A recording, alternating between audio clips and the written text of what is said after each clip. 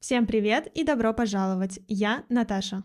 А я Катя, и это подкаст для тех, кто изучает русский язык.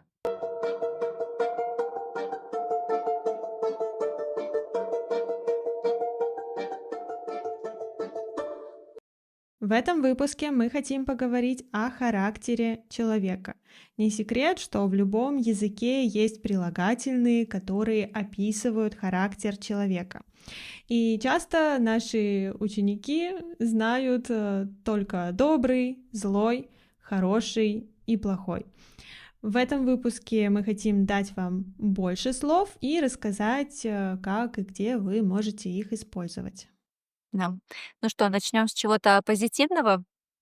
Давай. Например, человек, который помогает другим людям, готов помочь всегда, это отзывчивый человек. То есть он отзывается, приходит на помощь, если она нужна. Или похожее слово заботливый человек, но это человек не только который помогает, но и который думает о других людях и старается их понять и сделать им приятно. Как ты думаешь, Мгм. хорошо ли быть заботливым, отзывчивым человеком? Думаю, что, наверное, нет. Потому что часто другие люди начинают использовать отзывчивых и заботливых людей, поэтому нужно иногда показать характер, даже если ты добрый, заботливый и отзывчивый. Что значит показать характер? Показать характер значит ам, защитить свои границы, проявить, продемонстрировать, что тобой нельзя манипулировать и что ты не будешь просто слушать какие-то плохие вещи в свою сторону, а ты готов защищаться.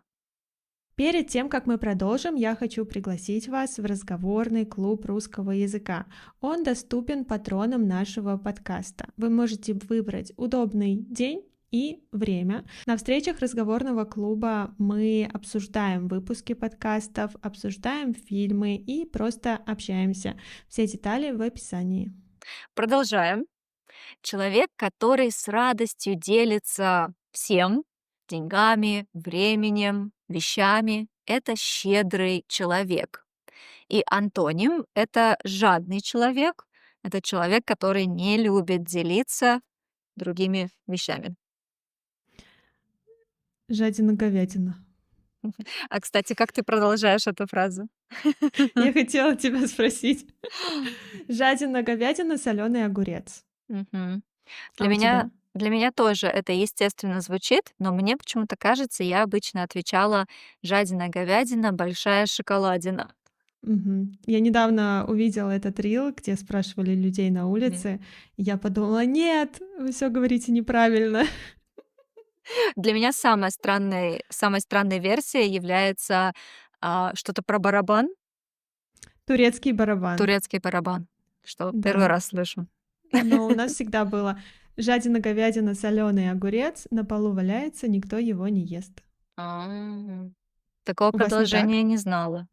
Серьезно? Мгм. Круто. Просто большая шоколадина или просто соленый огурец. Все. Ладно, мы оставим эту часть, я Да. думаю, в выпуске. Это просто такие рифмы, в которых нет никакого смысла, просто это в рифму. И если, например, жадный человек, и в нашем детстве, потому что это часто используют дети, Да. мы говорили: "Ты жаден говядина", да, Мгм. потому что это плохо быть жадным человеком, Да. наверное. Хорошо, давай дальше. Следующая Хорошо. характеристика. Я не знаю, это она хорошая или плохая, но давай обсудим. Это упрямый человек. Это человек, который не слушает других и все всегда делает по-своему, даже если понимает, что он не прав. Мгм. Да. Ну, я лично думаю, что это не хорошая характеристика, потому что, да, конечно, быть упрямым помогает в работе, наверное, в каком-то саморазвитии, когда ты идешь до конца. но в общении с такими людьми трудно. Они не слушают тебя или даже не прислушиваются к твоим советам и словам. И, наверное, даже самим упрямым людям не всегда комфортно, потому что, может быть, они и хотели бы изменить свой характер и быть менее упрямыми, но они идут до конца. Да, я бы назвала эту черту характера скорее положительной. М, Может быть, потому что я понимаю, что мне не хватает м. такого в моем характере. Потому что, мне кажется, упрямые люди, да, с ними не всегда легко, но они всегда идут к своей цели, несмотря ни на что и ни на кого. М. Ну вот для этого я бы еще выделила слово целеустремленный, потому что если ты знаешь свою цель и ты идешь к ней, ты целеустремленный человек. И это на 100% положительная черта. Да. А вот у Мгм. упрямства есть свои минусы.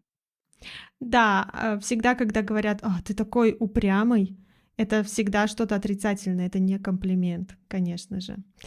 Да, но целеустремленный, я согласна, это именно про цель. Человек идет к своей цели. Хорошо, что у нас дальше?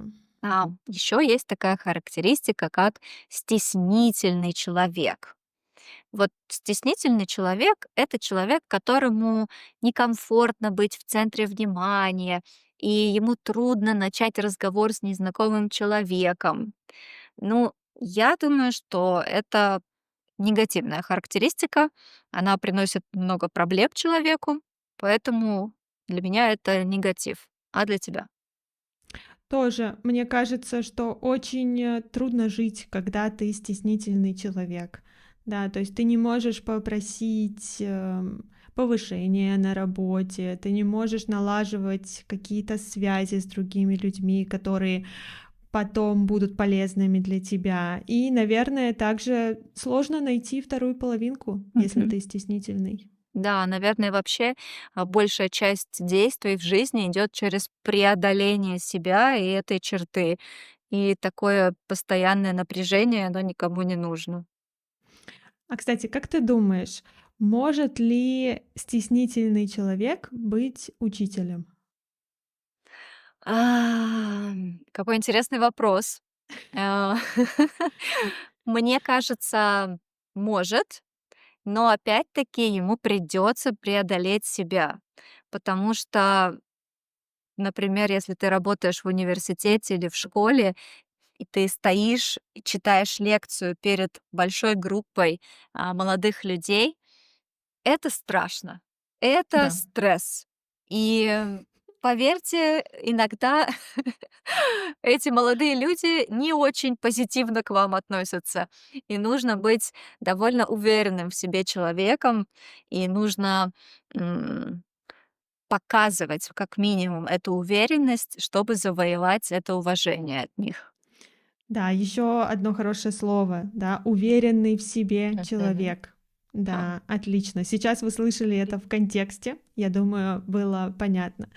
Да, я согласна, что очень сложно. Многие удивляются, когда я говорю, что я интроверт, потому что многие считают, что невозможно быть учителем, если ты интроверт. С этим я не согласна, потому что когда я с учеником один на один, я понимаю его энергетику, да, я могу построить интересный урок, я могу даже в это время быть экстравертом в какой-то степени, но интровертность — это не стеснительность, да, это разные вещи. Да. Верно. Я Хорошо. думаю, про любую профессию можно так сказать, потому что почти во всех сферах ты должен взаимодействовать, общаться с людьми. Тогда можно сказать: "Да, а как ты будешь работать в офисе, если ты интроверт?" Ну, это работа, ты идешь и делаешь свое дело. Да, в целом, мне кажется, интровертам сложнее в этом мире, чем экстравертам. Но, может быть, я не права, может быть, это только... Может быть, я не знаю всех сложностей, когда ты экстраверт. Может быть, они сидят дома и им очень грустно от того, что они одни дома. Я никогда не пойму Ну, этого. кстати, я не на 100% экстраверт, но у меня есть такие черты, и могу сказать, что да, бывает грустно дома Да? одной. Мгм. Да. Как это? Хочется Я не скорее знаю. выйти, встретиться с кем-нибудь. Серьезно? Да. Да? Мгм. У меня наоборот, когда я дома, я чувствую, наконец-то я могу расслабиться, и когда я где-то, я просто думаю, ну это закончится, и я буду в своей кроватке и пижамке Мгм, дома. мгм. Да, понимаю, могу понять. Ну, вот бывает и Вот другая видишь, сторона. в этом мы хотя бы как инь-янь, а не как обычно. Да. Ты согласна? Я тоже согласна. Мгм, И мгм. все. Наконец-то спор. Есть еще такая черта характера, как скромность. И это человек, который не любит хвастаться своими достижениями и не демонстрирует свои победы. Мгм. Да, мне кажется, очень интересно посмотреть тенденции в развитии этого слова, потому что, точнее, в восприятии этой черты, потому Мгм. что в Советском Союзе скромность была, ну, на 100% позитивным качеством. Скромный человек, да, это правильно. А сейчас, когда пришел индивидуализм, и мы хотим показать себя, действительно продемонстрировать свои скиллы, умения, то быть скромным и не рассказывать о победах считается каким-то плохим качеством, которое показывает, что ты не ценишь себя. Да, но нас воспитывало поколение выходцев из Советского Союза, и нам, особенно девочкам, говорили, что девочка должна быть скромной, скромность украшает. И после таких установок очень сложно приходить в большой мир бизнеса и говорить, вот такая я такая талантливая, и вот мои работы. Да. Да, мгм. Это интересно, что мы особенно это чувствуем, потому что когда ты блогер и когда у тебя есть услуги, которые ты предлагаешь, ты должен постоянно о них рассказывать и рассказывать с положительной стороны. Я смог это, я достиг этого, смотрите. И когда ты скромный, а мы скромные, очень сложно это сделать. Да, никто не узнает, что твой урок классный, пока ты не расскажешь о том, что твой урок классный. Ты не можешь просто сидеть и думать, ну, наверное, они догадаются. Нет. Пойдем дальше. Следующее, наверное, тоже немного связано с тем, о чем мы говорили до этого. Это замкнутый человек. Это человек, который как бы в своем маленьком закрытом мире, и он не любит говорить с другими и делиться чем-то, а обычно он говорит и делится чем-то только с близкими людьми. Ну и насчет следующего качества, думаю, у нас не будет споров, потому что оно на 100% негативное, и это раздражительность. М? Да, раздражительный человек — это человек, который быстро злится, да, и быстро становится грубым, агрессивным, и часто реально из-за мелочей. Мгм. Да, такого человека еще можно назвать вспыльчивый. Это Ага. сложное слово, чтобы произнести иностранцам. Вспыльчивый. Да, вспыльчивый, любимое «ы» здесь есть. Да, но правда слово, которое мы часто используем. Да, М. да-да-да. И следующая тоже негативная черта характера. Это человек, который считает себя лучше других. Это высокомерный человек. Мы назвали уже много и позитивных, и негативных черт, но если у вас есть другие черты, которые вы часто используете в родном языке, но не знаете, как это выразить на русском, можете написать эти варианты в комментариях, и мы вам обязательно ответим. Отлично. Ну, а мы продолжим с такими словами, в использовании которых обычно наши студенты ошибаются. Например, это слово интеллигентный. И многие хотят использовать это слово, как в переводе с английского, да, и когда хотят говорить об умном человеке. Но в русском языке интеллигентный человек ну да, конечно, это умный человек, но мы используем это слово, когда больше хотим говорить о манерах, что у этого человека хорошие манеры, у него хорошее образование. Поэтому будьте аккуратны и не путайте интеллигентный и умный. Мгм. Да. Еще, я думаю, такое частое качество, которое хотят сказать иностранные студенты, это человек, который любит соревноваться, любит побеждать, но когда они смотрят в словаре, они видят слово конкурентоспособный, и это совсем неверный перевод. Мы так про человека не скажем, а мы скажем в такой ситуации азартный человек. Он любит такие игры, где можно победить, и он любит идти до конца и получить вот этот вот желанный результат. Ты азартный человек? Вообще нет. И я совсем нет. Меня наоборот раздражает, когда мы идем играть в какую-то игру, и человек очень хочет победить, у него уже начинается раздражение. А я думаю, мы просто собрались компанией, наслаждаемся моментом. Зачем побеждать здесь? Да, и люди становятся раздражительными, когда они не могут победить, потому что они слишком азартные, да. Но, как мы говорим по-русски, лучше синица в руках, чем журавль в небе. Мгм. Да, если у меня что-то есть, я никогда не буду этим рисковать, чтобы это проиграть. И, наверное, я, может быть, хочу большего, но получить это своим трудом, а не просто шансом что-то выиграть. Хорошо. И еще одно слово — это слово «симпатичный». Тоже с некоторых языков переводят это слово на русский язык, когда хотят поговорить о таком приятном человеке, с которым приятно иметь дело, приятно коммуницировать.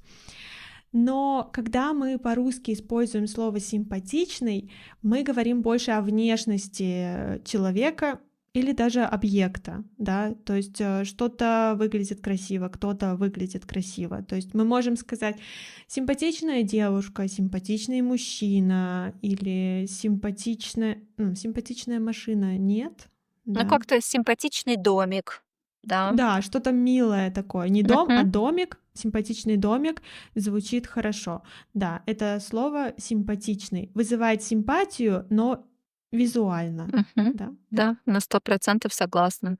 Да.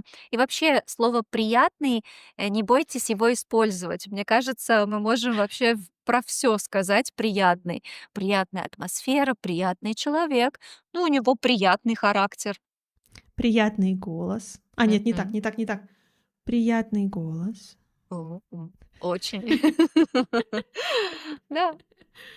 Хорошо, отлично. Ну что, закончим идиомой. Мгм. Человек настроения. Это человек, чье поведение очень сильно зависит от его настроения. И мы уже говорили в выпуске о токсичных людях, что нам не нравятся такие люди, и нам не нравятся эмоциональные качели, которые они устраивают, поэтому не будем раскрывать эту тему. Но есть ли еще какие-то идиомы в русском языке о характере? Например, еще можно сказать "не подарок". Например, "он не подарок" или "моя сестра не подарок". Если ты это смотришь, прости, это неправда. Я извинилась перед сестрой, потому что такая идиома "он не подарок" — это негативная характеристика. И если мы говорим, что человек не подарок или у него характер не подарок, значит, характер у него сложный, и общаться с ним бывает трудно. Ну и закончим классикой. Да, я не подарок, но и сегодня не праздник. Хорошо. Так, ну что, вопрос недели. Мгм. Вопрос недели. Опишите себя. Какой вы человек? Спасибо, что прослушали или просмотрели этот выпуск до конца. Становитесь патронами нашего подкаста, получайте скрипт каждого эпизода, доступ к закрытой группе в Телеграме, а также место в разговорном клубе. Все детали в описании. Пока-пока. Пока-пока.